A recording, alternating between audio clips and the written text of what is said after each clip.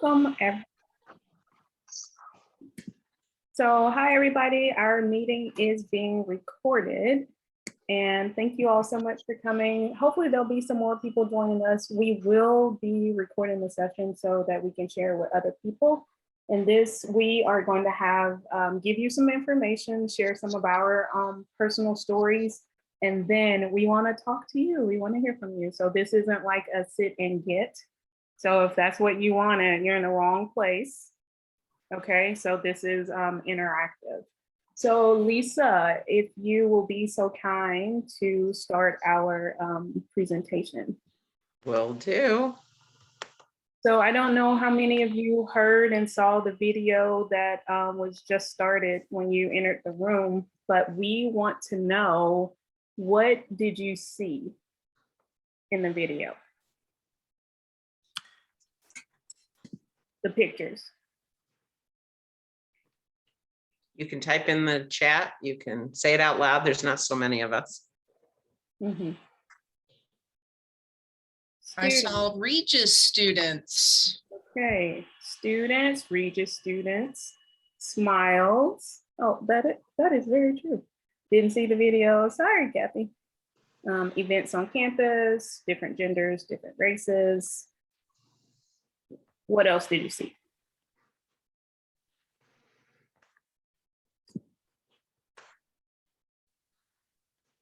I was writing, I just saw a picture of students and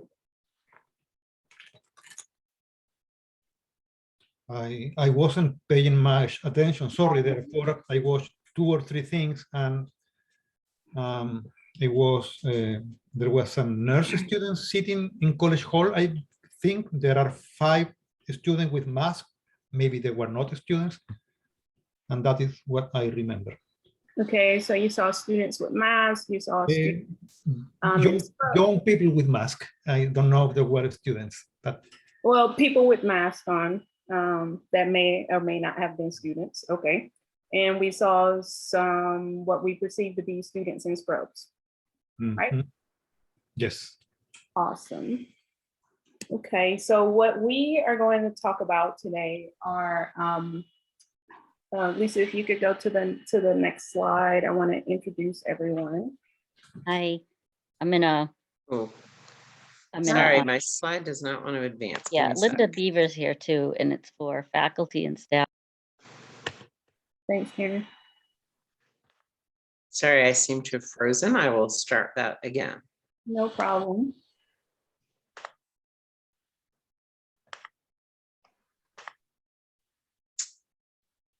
Let's see if I can make it go. There we go. All right, so what we're going to do is share best practices on and some reflections on hiring. So I'm Erica, and I have Lisa here with me and Anne Marie. So we're going to be sharing with you this afternoon. And one of the things that I see when I see a lot of videos and a lot of images at Regis are our students look very diverse in terms of, in a lot of pictures, it seems like we may even be even with the number of students who, students of color, students, women and men, but in reality, we know that that's probably not true. Like we know and we can tell you some of the data that we have, that the number of faculty, the racial diversity of the faculty does not equate to what our student population looks like. And I do have a story for you. I have gone to the doctor many, many times in Massachusetts, and I have never had a white nurse. Never. Yet on our campus, all I see are mostly white nursing faculty and a lot of nursing students. Not all of them are white, but the experience of what I have, my experience in Massachusetts, does not match what's on our campus.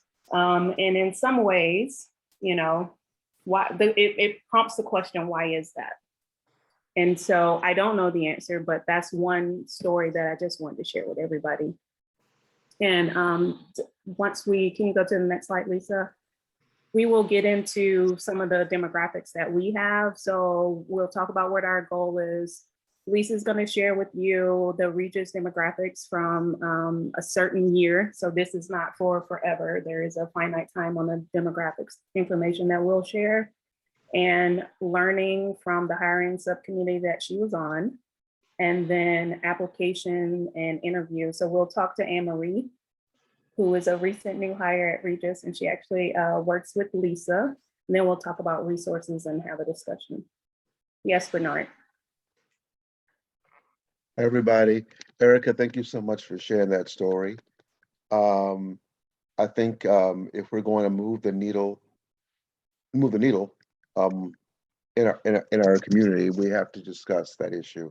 That's an issue I've seen for my 12 years at Regis, and I do know some of the reasons. And we have to be brave enough to carve out a space to talk about why that's the case. There are specific reasons why that is the case. And so if we want to be brave, we want to move forward, we need to have those very difficult discussions of why it's the case that the vast majority of students who get through the program in nursing are not kids of color. That way they have the conversation. So thank you so much, Erica, for bringing that up and showing the disparity of what you've seen when you're treated versus what you've seen on our campus. So I appreciate that. Thank you. Thank you very much. You're welcome. All right, thanks you all. So can you just move forward? So our goal is for you to have 1 to 3 strategies that or techniques that you can use. I'm sure some of you have been on hiring committees. Some of you may be leading a hiring committee right now, like I am, or you are somewhat involved. So the idea here is that you'll take away at least 1 to 3 things. So we'll do a goal check at the end. All right, Lisa, I'm going to turn it over to you. Sounds great. So hello, everybody. I'm glad you could come in and join us today. These demographics, as we said, these are from a particular point in time. So this is data from the 2019 to 2020 academic year. Based on self-reporting, 74% of faculty identify as white, 6% of faculty identify as Black or African American, and less than 4% as part of any other single racial or ethnic group or multiracial. Regis is approaching 1 in 3 students, but only 1 in 10 faculty who are Black, African American, Hispanic, or Latinx. Sometimes we group all of the racial and ethnic groups together as underrepresented or sometimes as non-white, and that doesn't really tell the whole story. So if you look here, red is faculty, Black is all students, and purple is students who are not in nursing. And our percent of Hispanic or Latinx students is over 10%. Same with Black or African American students. When you put those groups together, it's around 30%. However, faculty are far lower percent of faculty in these groups. So if you're thinking about representation and are students seeing faculty who look like they look, it's not nearly as good as our kind of aggregated statistics might suggest. We can also look at gender. So we have a predominantly female campus, probably linked to our history as a women's college. Women make up 82% of the Regis faculty, and 81% of students identify as women. So that seems great. We have a very close match.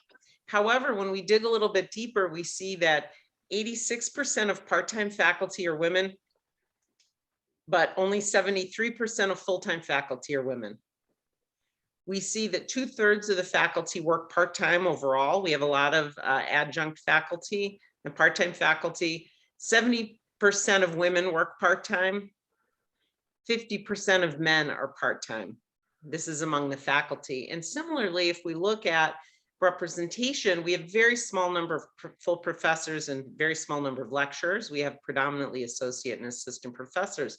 But nonetheless, if you line them up, the percentage of women increases as the rank decreases. So you can still have gender bias in a university with predominantly women faculty. So a polling question, And you can use the responses. This is not going to be a live poll to put in your answers. Are you surprised by these demographics? And Erica or Anne Marie, if you could let me know. With the slides up, I can't see people's responses. I see one no. Someone says yes a little. No, no, no. I see somebody No. had a big no. Most people are not surprised by the statistics. And I just, again, want to point out that they're from 1920, and I'm not, that's the data that we have. And of course, if we had more recent data, we would share that, because it also, in the last slide we were just in, it has, you know, men and women, people who identify as men and women, That's and we know great. that there Thank are you. other categories. Very good. So, oh, sorry, my thing is frozen again. Let's try that again. Something about taking a minute. Seems to give it a problem. Okay. So I was able to participate in the hiring for diversity subcommittee for our, Audrey, what is the official name of our plan, our immediate action plan? Institutional action plan to address racism. Thank you. So I was able to participate in the hiring for diversity committee, and I found it very eye-opening. So I was a learner. So again, we're presenting today like our own experiences. These were my experiences. And it seemed like there were a couple of things that came up as struggles. We want to hire the best candidates, the best in quotes. Hiring is time consuming. It takes a long time to hire somebody. Faculty hires are often emergency hires. So we're trying to hire somebody in a process that takes a long time in a short time. We can only hire the candidate who applies. We're hiring based on the representation in the pool of applicants. And also people acknowledge that there's bias, but it affects the hiring manager and the candidates as well. So are they going to apply for the job? And so what I learned in the hiring for diversity subcommittee is that we could look at a lot of these struggles and reframe them. So for example, the best candidate, we can define the best candidate for the job very carefully rather than generally. So in other words, instead of saying, I want the best candidate, and that means somebody with a Harvard degree, right? Maybe at Regis College, it's somebody who's gone to school at Boston College, somebody with a PhD, somebody with a certain credential and a background. Instead, we can say the best candidate for the job could be somebody who's an outstanding teacher. It could be somebody who has done work with diversity and bias training or participated heavily in those where they come from. There could be a lot of criteria. It could be somebody who's a first generation in their family to go to college. There could be a lot of criteria in addition to content knowledge, of course, that makes them the best candidate for the job. So in terms of hiring is time consuming. Hire right the first time and you don't have to do it as often. In terms of emergency hires, it's easier to retain employees with good fit who we treat well. So I think we can reframe a lot of these things and really think about our hiring in a different way. And the one that I think pertains the most today that we learned a lot about was we can only hire the candidate who applies. How can we craft a job post, and that it's possible to craft a job post to attract these best candidates that we've defined for the job? And in terms of bias, yes, you can say, well, we don't know how, everyone's biased. We can also say that implicit bias is predictable. In other words, we can predict how people are going to react to it. So the best practices that we learned were look at qualifications, not credentials. I mentioned a little bit of that already. Having graduated from Harvard is a status. It's not necessarily a qualification for the job. Having a degree may not be the same as being qualified to do the job there that a person's being hired to do at Regis. And this goes for staff as well as faculty. Embed DEI skills into the job description. In other words, DEI, diversity, equity, inclusion work is everyone's job. It's not the job of one particular office. Audrey Grace takes the lead and helps to teach us, but it's the work that all of us have to do. It's not like we can just say to a student of color, go talk to Professor Jackson, he'll help you. Go see Professor Hollis, she'll help you. It's the work that all of us have to do. Avoiding vague, gendered, or biased language. Beware of limiting your job, posting your job to word of mouth. Post and share or hiring from within is another way of that word of mouth, and hiring people who look like us happens. Post and share to a wide network, and pick a diverse interview team. Also, one of the things we learned that I thought was surprising, I would not have thought of, was ask all of your candidates the same questions so that you are not unintentionally biasing your search. I'm going to check the chat. Thank you, Audrey. Lisa, if I could just recognize Kathy Fuller, she's had her hand up. Please. Sorry, yes, I can't see any of that. Thank you for letting me know. That's okay. So I had a couple things, kind of questions, and then a comment. So first of all, in School of Health Sciences, when we interview, we all do ask the same questions. And for the first interview, at least, we try to keep them very standardized. The second interview might not be exactly the same because you want to pull out what maybe the first interview missed in different people, but the same types of questions, but the first set of questions are all the same. The second question I have is, doesn't every job posting have a job description that's supposed to be based on qualifications? Yes. And so, but how often do we actually use those qualifications and assess how does somebody do the job versus, or for example, what are they going to do in an average day or in a regular day or week of work versus things like credentials, like they have to have a certain degree. Certainly for licensure, there may be many fields where someone needs to have a degree. For example, they need to be a nurse in certain cases. But in other cases, it's not clear that the degree credential is actually required. So for example, for staff in my job, in my position, it's not necessary that you have a degree or a degree in anything in particular, as long as you can demonstrate that you have the skills to do the job, which is a lot of writing and talking to people. That's essentially, if I was going to write my job description, which you'll hear a little bit about from Anne Marie, then, you know, those are the things that I decided to put in. So I hope that helps a little bit. I mean, it's basically saying, yes, we have a job description, but is the job description just a laundry list of things that we like? And then when we look at people, we're assessing them based on some sort of universal criteria of the rank of the school they attended and how advanced their degree is. And that gets very heavily weighted when we're looking at the applicants. Okay, so yeah, I think it's probably a little bit different with staff and even with faculty in different areas, but I've been on interview committees for where the terminal degree is a master's degree, or the terminal degree in that area is a bachelor's degree, and that's what's on the job description.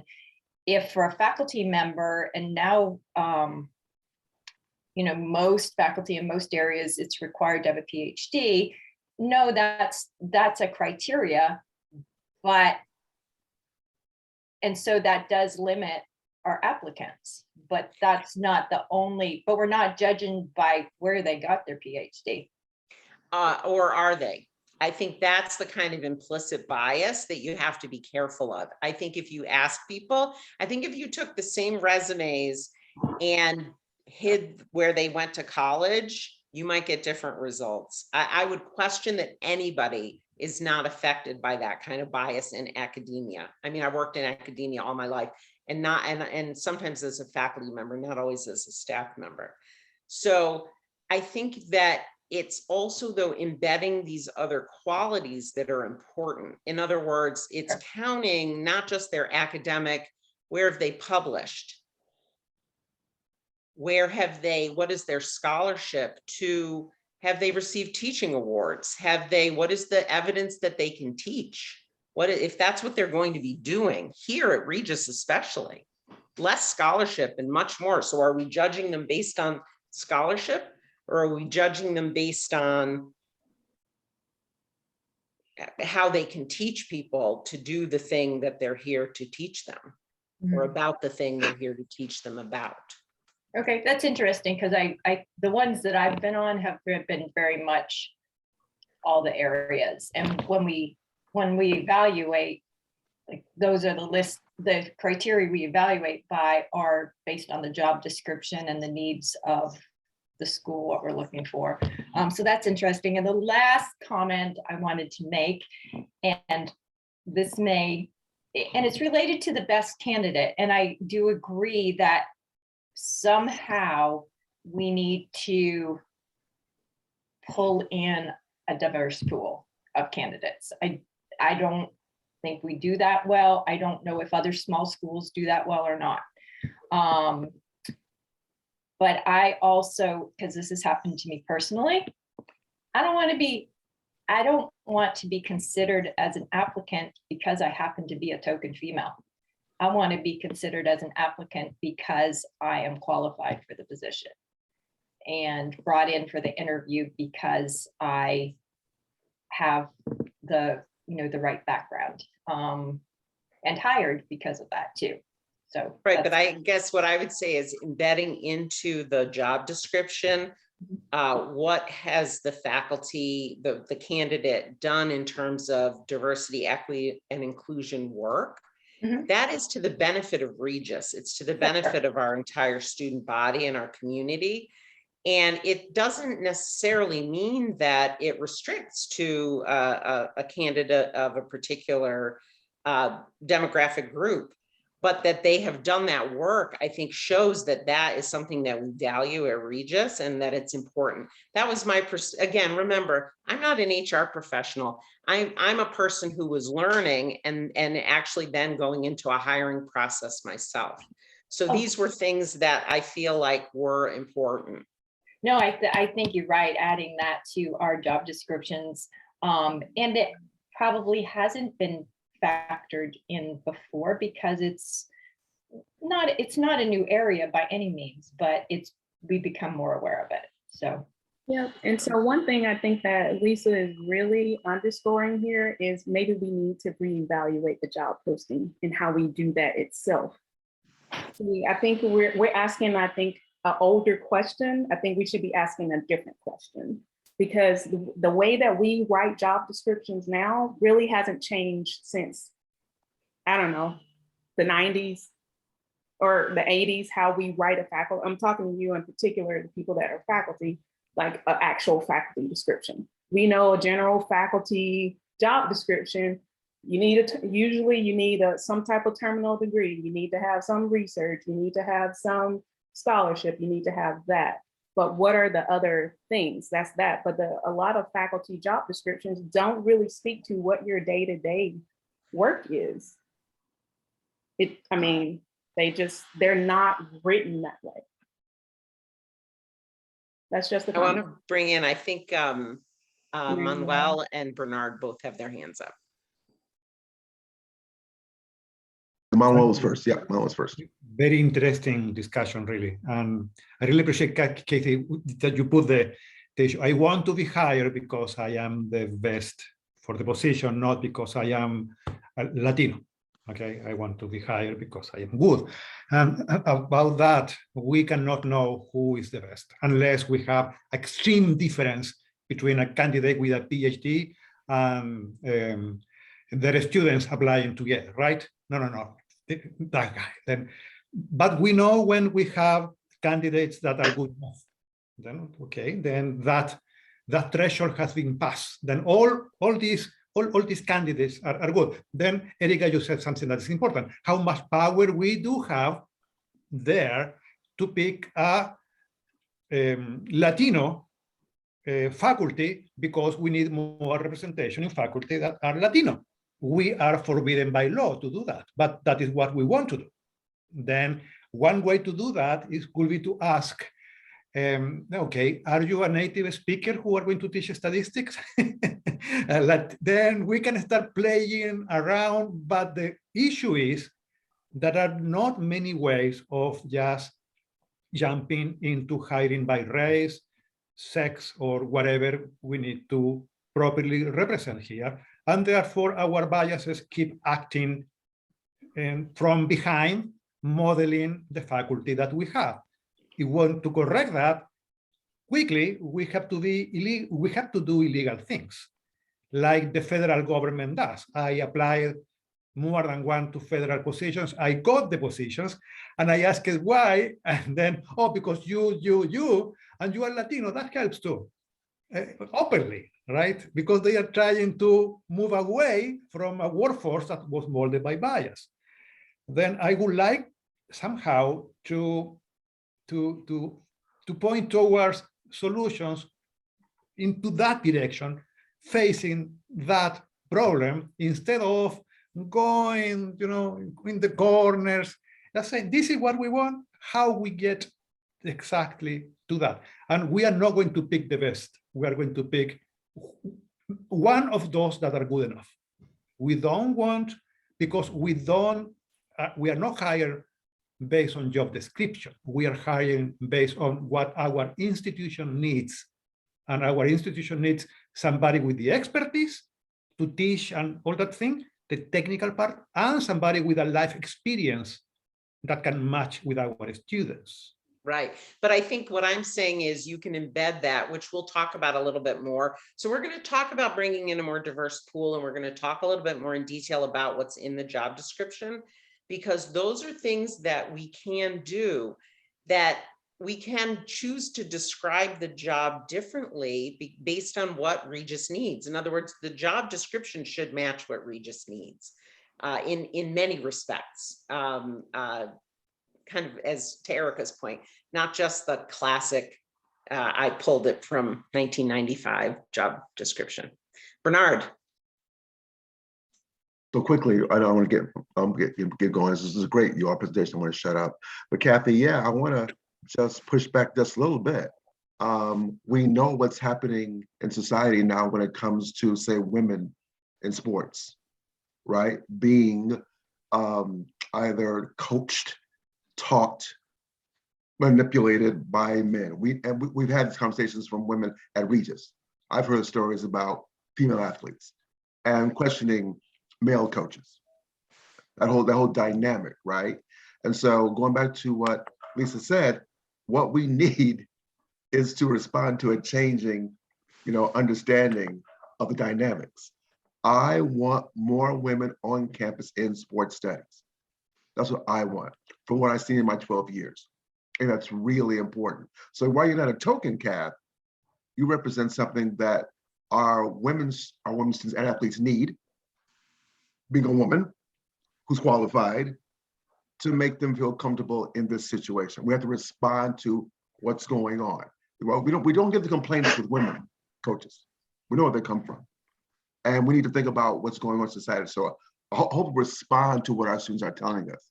And so then we start sort of creating ads, job ads that sort of point to that, sort of pull that in without being sort of like exclusive, but we need to tap onto something, right? We need to get at something that's happening, right? And that for me, that's very clear. Representation. It's very problematic. The number of men who coach women in our society, who manipulate women's bodies in our society. It's very problematic. And now we're finally catching up to some what that entails. We're catching up. So kind of related to that and related to the job description, and then I'm going to be quiet because I've spoken too much, is how do we do that when, so we talked about, like, Erica, you said nurses, you've never seen a white nurse when you've gone to the doctor, but do we have DNP prepared and PhD prepared African American nursing professors, do we have a pool of those who are ready now to enter academia? And I think it's a little bit the same with women's coaches. We're starting to cultivate more elite level women's coaches, and so they're available for the jobs. But in the past, there haven't been enough of them to fill those positions. So I think it goes back to the job description too. Right. And I also think, though, that we have to put ourselves out there and say there are things that are important and we are going to go after them and we are going to do them. And can we do better than what we're doing in order to make things change? And that's what we're here to talk about today. So to move on to the next, and then I will be done talking because I have also done a lot of talking. Hang on just a second. All right. So in terms of what can we do, what we learned were the best practices on our committee, qualifications, not credentials. So think very carefully each time you make a job description, what are the qualifications, not the credentials. It's not the DNP degree necessarily that is always going to be the most important thing. It may sometimes be their life experience. They've not gotten the DNP, but they have that experience. They can get the DNP while they're at Regis. Those are things we have to think about and consider if we want to move the needle. Embedding DEI skills as part of our job descriptions. It should not be just a statement about equal opportunity, that these are skills that we need people to have. I think that's going to call to people differently than not having those in the job description. Avoiding vague, gendered, or biased language. These are things that, you know, we talked about, but the biased language or vague language, a go-getter, somebody who is a self-starter. These are things that don't have any meaning. So, and we are going to continue on and talk about networking in a bit. So I'm going to pass this on to Anne Marie. Great. Thanks, everybody. Can you hear me? Yes. Okay, fantastic. Well, I'm Anne Marie Borsico King, and I am the newly minted grants officer at Institutional Advancement at Regis. And so I'm going to talk about the job description and the job process having been hired for this position. So during the application process, when I saw this posting, immediately I appreciated how Regis put forth directly that they were looking for a candidate of diversity as well as a candidate with lived experience. So the D for diversity, M for military as an example of somebody with lived experience. So that right there, I said, okay, great, check. That makes me feel good. And so I went further into the job description. Next slide, please. Oh, sorry, I'm stuck again. I will advance this. Give me 1 sec. Yeah, no problem.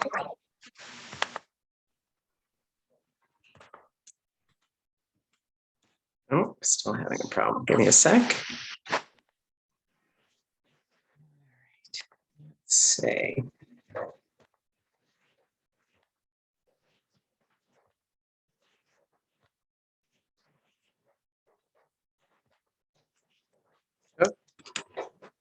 Great, thank you. So I'll go through each of these lines. So in terms of the job description and what made me apply, first I was looking for a part-time role. So immediately off the bat, part-time. Also, it was within second line, within the institutional advancement team responsible for fundraising activities related to sustained growth of the organization. I come from the grant making side, so I'm very well versed in giving money. And in some instances, I have raised money as having been board member or board chair of nonprofit organizations. So for me, that was an experience that I knew I could bring, even though that wasn't my full-time profession that from which I was coming. So I appreciated at least, understanding that this is about fundraising. So this is good.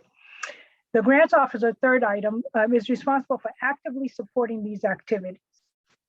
Again, having been on the fund making side, I understand the role. I understand what it means to raise money. And so in terms of actively supporting these activities, I saw this also as an opportunity. Not having been a grant officer doing this exact role, I also saw this as the opportunity for me to bring my unique skill sets and the opportunity to learn from the grant seeking side. Next item, so the role requires daily meetings, weekly letter, proposal, and report writing. I have a communications background. I do know how to write, so I appreciated understanding the collaborative nature of the role, meetings, and then proposal and report writing. Again, writing, taking information, making phone calls, and getting information to put Regis's best foot forward for potential funding.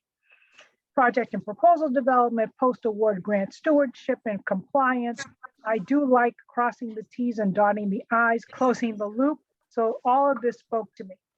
A bachelor's degree in any field is accepted if the applicant can demonstrate their program, I'm going to move your faces, of study provided relevant training and experience in the abilities and skills listed below. I think this was the line that resonated best with me because it wasn't specific to you had to have been a grants officer. You have to have had a degree specifically in grant making. It was more or less, you have some skills that you can bring to the table. And if you can demonstrate that, we'll take a look at you. So I thought that was very good. A documented experience of performing essential functions of this job. And again, same thing, may substitute for degree or requirement on a year-to-year basis. And then the ability to uphold the university's commitment to inclusive excellence in a diverse educational community. I had just come off of having earned a certificate in diversity, equity, and inclusion. And of course, it's an area in which I am very interested. So I appreciated that sentence as well. And so, taking these are just some of the key points and reading through literally with a fine-tooth comb, this job description, I decided to apply. Next. Oh, I'm stuck again. Give me 1 second. We'll get us back. There are days that, technology is just not our friend. Exactly. It seems to not like the waiting. Yeah, right. All right, I'll try to there we speak go. quickly. All right, so the process continued. So I got an initial interview with Lisa, and I thought it went very well. She was, warm, friendly. We went through the job description. She asked me, questions that, of course, that I answered, and she also followed up. She told me what was going to happen next, and what happened next is what happened next. It wasn't, I'm waiting 3 weeks or what have you. So I liked the conversation. She immediately followed up as she said she would follow up. The second interview was with a diverse panel of folks. And here, for me, diversity didn't just mean ethnic and racial diversity. It was also diversity of functional roles. This job requires interacting with folks from finance, other folks from institutional advancement, deans, other folks running programs. So the panel had somebody from finance, had somebody from institutional advancement that did a lot of the operational aspects of this function, and somebody that I would be interacting with at that level. The finance person, again, somebody that I would be interacting with to get data and to make sure that budgets were in line and tracked properly. There was somebody else on the panel who was at a higher level, but who oversaw the whole function. So I really appreciated that it wasn't just colleagues with whom I would be working within my department, but it was other sections of Regis to get me to understand the full scope of what this job would entail and who I would be interacting with and what other things I would be doing and growing into in this role. Lisa and I had open discussions. Again, the follow-up was great. And then I got progress updates. I mean, it was, after it became clear that I was the candidate of choice, and there were just a couple of T's to be crossed and I's to be dotted, we kept the conversation going and regular updates, and that was very much appreciated. Some questions for me, because now I think it's back to Erica in terms of resources.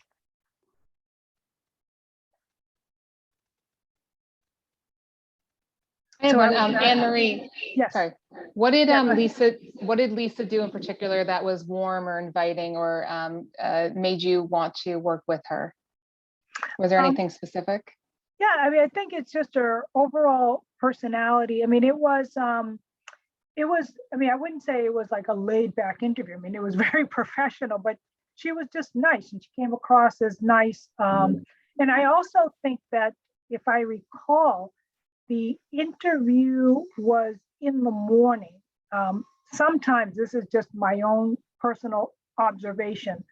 Sometimes if an interview is in the afternoon or a meeting is in the afternoon, after you're going from meeting to meeting to meeting, you come to something maybe a little bit exasperated because you've just come off of, another meeting and you're still thinking about what had just happened an hour ago. So she was focused, she was clear, she was, again, warm, friendly. It was early in the morning. So again, I may have been maybe her first conversation that day. I mean, obviously she, having had this role, I think this is another point I'd like to make, is that she knew what she was looking for. So I think she was very well versed in answering my questions. I just can't believe Lisa sometimes have a degree in the sciences. You're just so damn different. There's a reason I left it, let's be honest. There's a reason I left it. Yeah. Well, thank you very much. And I want to say that, make a point that one of the things we learned as a best practice is the initial interview, the screening interview, has to do with the job description. Does the person understand the job description, and does the person have the qualifications? That's the point at which, to Manuel's point, that we are making the decision, can they do the job? That the second interview is really about delving a little bit deeper and maybe answering any outstanding questions and hearing more about some of the other experiences that the person has had. And you can do those with constant questions. So believe it or not, so Kathy, to your point, that your second interviews sometimes have different questions. We were able to, so the interview committee that I put together did come up with the questions. I did not come up with all of the questions. We considered, they had the resumes of the people who were going to be interviewed, and they came up with one panel of questions. It did not mean there wasn't individual follow-up, but the questions were sort of broad enough. So we asked every single candidate the question of what was their DEI commitment and experience, and how would they demonstrate that based on their experiences at work. And, Anne Marie and I've talked about this. That was maybe more awkward for me to ask her, knowing that she had tremendously, no doubt, more experiences than I had, yet I did. So I think you can kind of overcome, you can craft a set of questions that works and is broad enough to allow for some conversation to happen, but that still gives everyone a fair chance to answer everything. So that was good. And it also gave Anne Marie to talk about the fact that she had gotten this certificate, which was also significant, right? Aside from any personal individual experience that she had. So anyway, that was those 2 cents. So I had flipped to the next slide, which is our some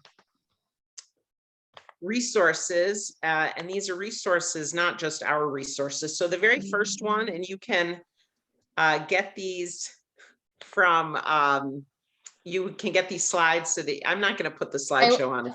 I can email the slides to everyone after this. Very good. So that everybody can have this. The first is the link to Lisa, can you Regis's own. Go ahead. Did someone You're have a on mute, question? Erica.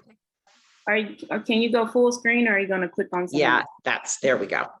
So the first one is our own hiring process guide from Regis College. And they're generally, they're about the hiring process. If you've never, like me, it was my first hiring process at Regis. And so it's just the general Regis process, but it also embeds a lot of information about hiring, promoting hiring for diversity, best practices.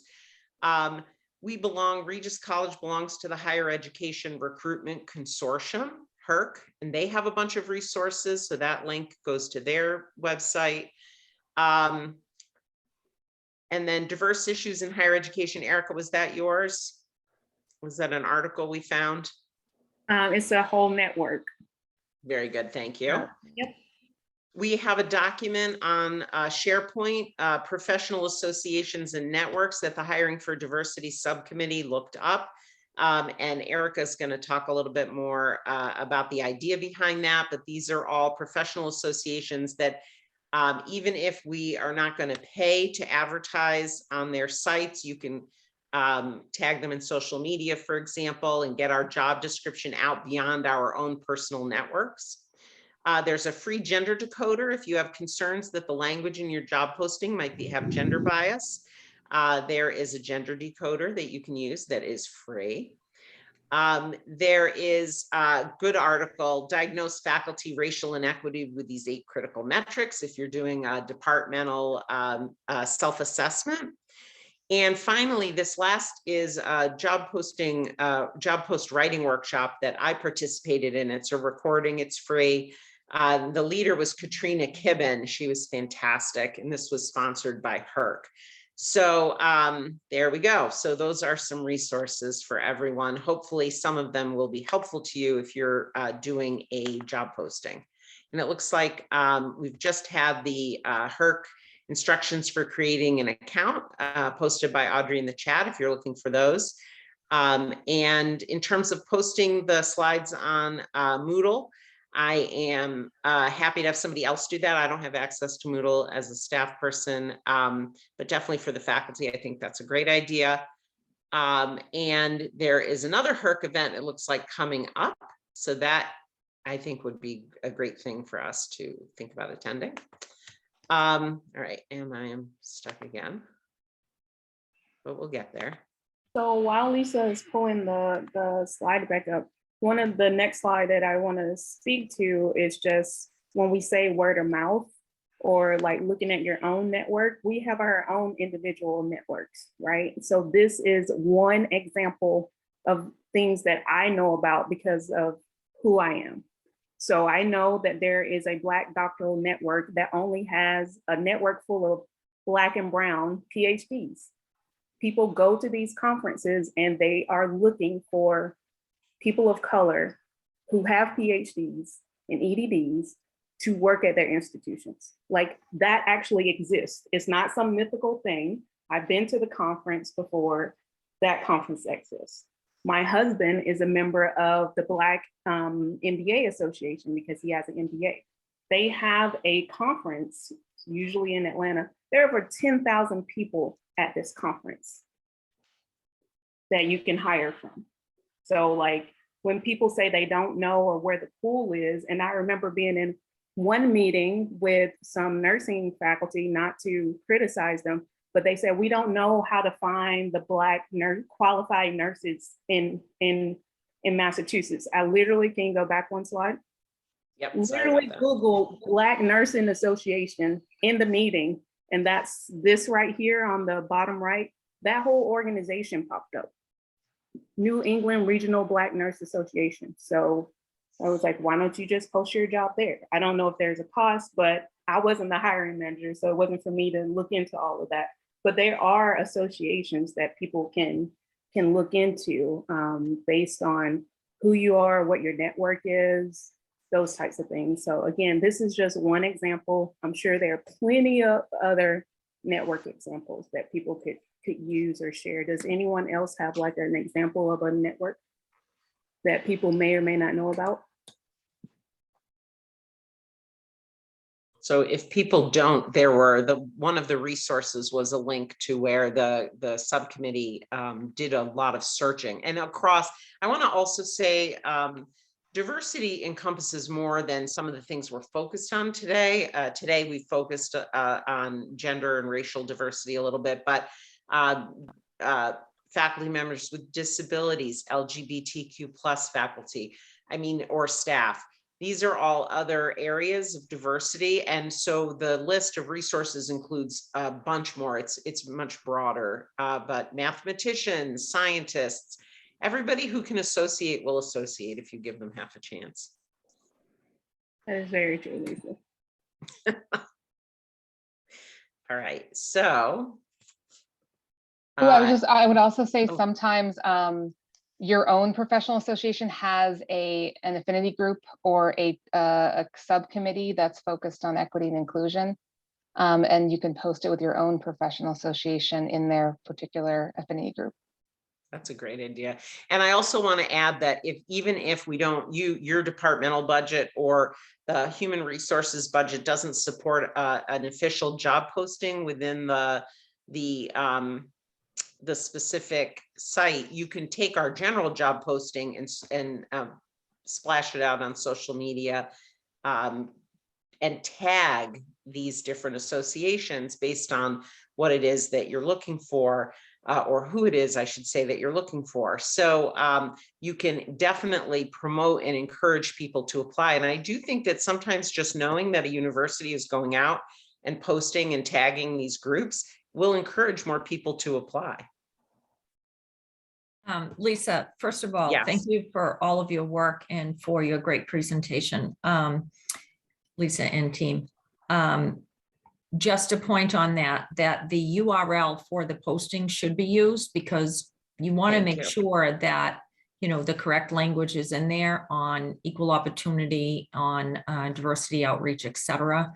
Rather than, I just wanted to clarify that faculty and staff shouldn't just be posting positions on their own, but definitely use that URL link from Paycom and happily smear it around the world, around the earth several times over. I also just wanted to point out that the hiring guide was not created in 2021. It was created many years ago and it's updated annually. So it was updated. And most of the links presented are embedded within the guide. However, Audrey and I can take a closer look and make sure the ones that are not embedded within the guide are moved within the guide. Great, so, thank you. Because, that's one of the reasons the guide is looked at annually because, it has to keep up with the times and, one of the most important things you mentioned is having consistent questions for open-ended questions to get the candidate talking for all candidates. And that is standard HR practice. That's, a long-standing practice that is there for a reason. And it really helps mitigate, we've all heard about the biases in hiring, okay? The mirror image, et cetera, all the different biases. within hiring committees, and it helps counteract that. It helps make sure that, for example, if somebody really, really likes a candidate, they don't kind of go off script and start asking that candidate extra questions. And then the other candidate may not have had that opportunity because maybe they're not being perceived in the same way, you know, or maybe another candidate may be getting cheated out of a whole interview because maybe they got off on the wrong foot with somebody. So sticking to that, I'm glad that you appreciate that, because that is really, really important. I think that all of us need to work together to continue to improve. And one of the things that I noticed, Anne Marie, that you liked was, you know, a sentence that I put into all job postings, which is the ability to uphold, you know, equity, inclusion, and a diverse educational community. But, you know, I came up with a one-liner that I could just easily plug before something's posted. We just make sure, oops, it's missing it, stick it in. But I actually think we need more than that. I think we need to expand upon that and really say more about it. For example, when I think, you know, some of the faculty were chiming in about, you know, what really happens in the classroom, for example. I think Bernard and Manuel and others touched upon that point. So in a faculty position for description, you know, maybe we should give some kind of outline or help, like a template, fill in the blanks, like what really to say more about really the classroom experience with the emphasis on teaching. So I really like that, you know, we're getting this kind of feedback, and because, you know, it is an evolving process and we have to keep up with it. And we have to make sure that we're giving our faculty and staff hiring managers the tools and the support, such as with HERC and other organizations, to really have effective, you know, to have effective interviews and to widen our opportunities around diversity and inclusion. And as has just been expressed, all diversity and inclusion. So I think what we should do, Audrey, if you don't mind, is take some of the notes from this afternoon and see how we can kind of incorporate some of those into the guide and see if we can capture some of this good feedback and make sure we kind of set the stage a little bit more for success, you know, wherever possible. And then once we do, then we should put it out before the team again and ask, you know, does this do it for you? Is this more helpful, or what else do you recommend? Thank you. Thanks, Joan. And I think it would be probably a great idea is to get together people that were recently hired and hear what they had to say. Like listening, going through this process and just listening to Anne Marie was very helpful for me as I was writing a job description to hire someone else. Right. And I'm also on 4 search committees right now. So all of this stuff is just making a whole lot of sense. So we are at time. This has been a great conversation. So thank you all for, you know, for participating. And we do hope that you are able to walk away with, you know, 1 to 3 goals, strategies, or something that you can actually use. So can you give us a thumbs up or a thumbs down? Did you learn anything, or did you know all this stuff? I knew it all. You knew it all? Of course you did. Nope. Nope. But anyway, yeah, I heard really good things about the book by Gassman too. I was told to pick it up, so I'm looking forward to that. Thanks for including that, Audrey. I heard the book is great. I think it's so important for us to really understand, and to Lisa's point, who is the right candidate, and like, how do we even think about that? So I'm kind of going to talk about you, Diana, just for a half a second. So I was on the search committee to hire the instructional designer. I have been an instructional designer. I know what the instructional designer needs to do. I know the skill set that they need to have. Diana has a PhD in some kind of math.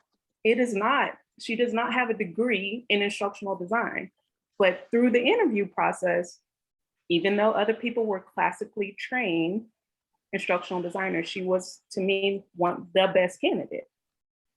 Does And her so- degree say PhD in some kind of math? No, And I'll- I don't remember Oh. what it is. But the reality is she's a faculty member. She has that experience, and she also knows how to think about instructional design and how to do it rather than knowing all the theory. And I can assure you there's a huge difference between doing it and knowing what the theorist said. And I know that because I've done the job, just like Lisa knew exactly what she was looking for because she had done the job before. So I think that says something too, like who's actually hiring? Has the person been in a similar role to this before? Like the search committees that I'm on now, I haven't been in these roles before, right? So I don't feel, not that I don't feel qualified, but it's different for me because I haven't been in that role before, unlike this particular position that I know. But I do know how to read people. I've been in faculty development for a very long time, and I've done a lot of interviews. So I know what to kind of look for. I know things that make my spidey sense go like this. And I know, and I kind of get a good sense of when someone is BSing me on a question. Like one of the questions I always like to ask is the mission question. Like, how does your role relate to our mission? Well, I can tell if you even have vaguely even looked up one thing about the mission or not in terms of how you do that. But anyway, that's my 2 cents. And sorry if I embarrassed you in any kind of way, Diana, we can talk about it later. Karen. Not at all. Well, I just wanted to agree with you. I had an opportunity, myself and Sandra, to interact with Dr. Perdue about a preceptor orientation that we wanted to be able to put on our website. And you were fabulous. It wasn't just the instruction, it was the way she wrote the instruction. And I think that makes all the difference in the world.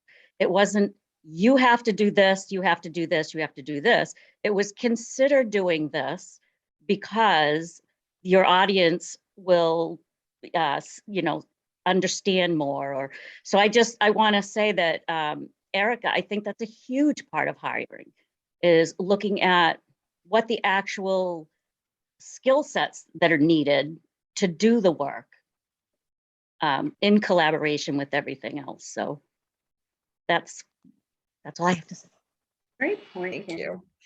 I want to just add to that I think in the end, I think the thing to realize is there's not a best in terms of, I know Kathy had to leave, but to go back to this idea of tokenism, right? It is not that we think there's a best person and a second best person and a third best person. We're going to rank all the people or all the people who've applied by some absolute set of universal criteria. And if I'm not the best person, well, I got the job anyway, because they gave it to me as a, kind of a consolation prize because I was born as a woman.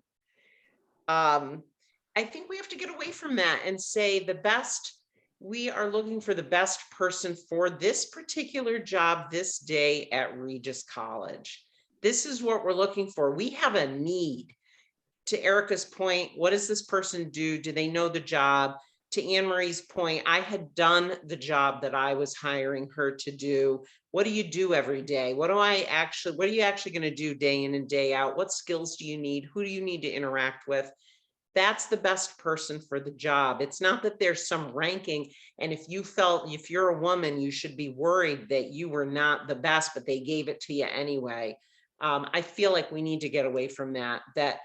Maybe to Bernard's point earlier, the best person for a coaching job may be you embed in the job description. What have you done for safety for women in sport? Sport safety for women is a huge issue right now. What have you done to address this in your career? What is your experience in learning about this? And really talk to them about it. That is critical. That is somebody who understands that is the best person for that job today. So Can I ask a quick question about that? Both of you knowing who, and I'm going through a hiring process myself, but both of you knowing the job and the position, and then Lisa, you had the search committee look at questions they were going to ask. Did you think about, why, you had a search committee interview and in those questions too, right? So not everyone on the search committee knows how to do the job like you do. So in asking their questions, what are they really evaluating? And did that come into your consideration? For me, it definitely did, in that I knew what I had to do and the people I had to work with, or the people who had to work with me. So I know the job from one side, right? I know the job from doing it, but other people know the job from having had to suffer with me, right? So the question is, what do they want? What would help them? So I picked people who were some of the people I work with the most, which is my boss, Stacy Shea, our VP, and then a couple of people from finance. These are people who I see week in and week out. And Anne Marie, these are the people who are going to be working the most with Anne Marie as well. So they have a perspective on the job and kind of what they're looking for. And also maybe a perspective on, if they thought I do a good job, what skills I bring. And if I don't do a good job, what skills they wish I brought. Thank you.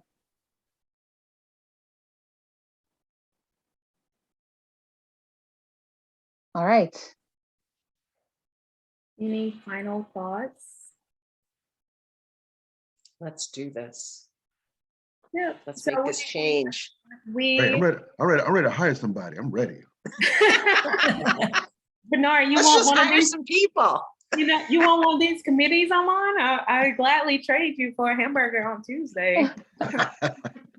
I just want to appreciate Erica, Lisa, and Anne Marie for leading this lunch and learn, and from taking it from the perspective of how you've experienced the hiring process and how you've gone through it from, because as Joan mentioned, the hiring process guide is there, and we worked on it, and it's always a living, breathing document. But to get the perspective of people who live through it and go through it, from the hiring manager side to Erica's multiple search committee side to the candidate side, I think is really powerful to see how it's played out in practice. So thank you for taking the time and for doing so much work to put that presentation together. I appreciate it. Yeah, you did a fantastic job, and I think you really opened a lot of thoughtful dialogue, and I think it's great. So my whole thing is, let's capture it. I'm glad this is recorded so we can capture it and take some of the information and put it into action, because it's all good stuff. Thank you so much. Thank you, Joan. That means a lot. To Lisa's point, we're not HR, we're not diversity, equity, and inclusion officer. We're like just people that work at Regis, right? Like that's actually, we're just sharing that. We're not talking from a specific department, right? We're talking about what we see and what we've seen at Regis. So that we were hoping that part would be helpful for people from our own perspective, rather than speaking from a department perspective, because this is for me everyone's responsibility at the institution. I'm sorry, Bernard, what did you say? Yeah, I'm gonna talk. I see Kathy a lot, Kathy, and so because I take her class where she tries. I'll stop. Is it okay if I stop recording now? Yes, that's fine. Okay. But